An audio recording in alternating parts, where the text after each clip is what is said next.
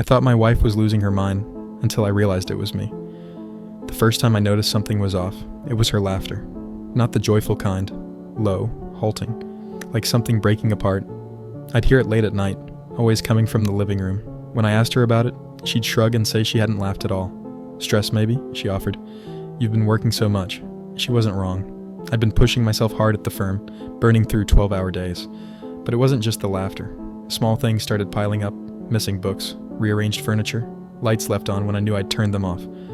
Are you reorganizing the house? I asked one evening after noticing our bookshelf looked different. I haven't touched it, she replied, a flicker of something in her voice. Fear, guilt. I brushed it off.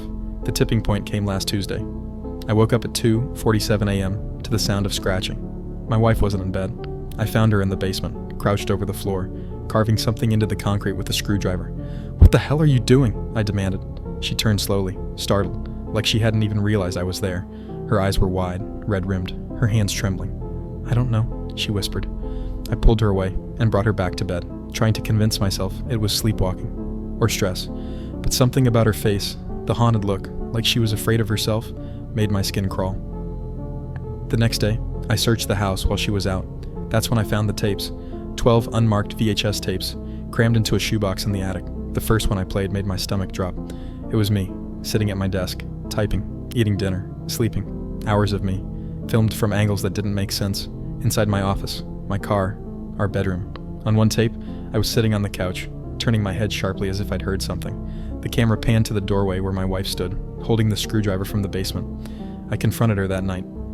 Why are you recording me? I shouted, holding up one of the tapes. Her face crumbled, tears spilling over. Recording you? You've been following me. I found those tapes weeks ago. Her voice broke, and she fled the house before I could respond. I stood there, dumbfounded. Following her? That was insane, but her words gnawed at me. I stayed up all night, pacing until curiosity got the better of me. I played the last tape in the box. It was dated the day before. On it, I watched myself sitting at the kitchen table, writing in a notebook I didn't recognize. My handwriting filled the pages. I didn't own that notebook. The most recent entries sent chills down my spine. She knows I know. I tore the house apart until I found the notebook, stuffed in a drawer beneath the sink. The pages were filled with logs of her movements. 7:30 a.m., leaves for work. 12:15 p.m., comes home for lunch.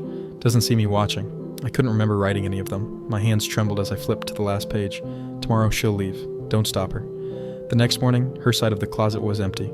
She was gone. She'd taken everything except a single piece of paper on the pillow. 4 words were scrawled across it in my handwriting. Who is watching you? I searched the house again. Every room, every drawer. Then I checked the tapes. All of them were blank.